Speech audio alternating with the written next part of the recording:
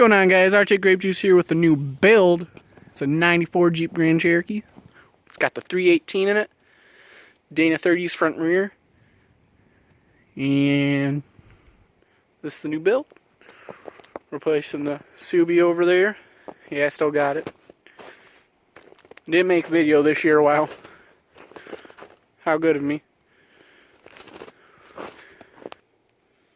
Here she is, the 318. She needs some love. Yeah, she's got a little work done. You pretty that up. But she's the new build. She's got the CB in her.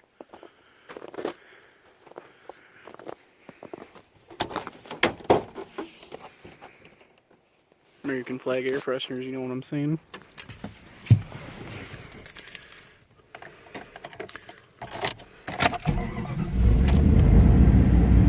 Purrs like a kitten.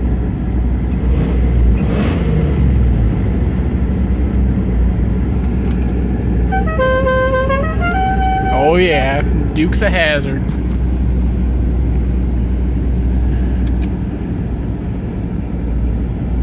$232 on the clock, and she's the new rig.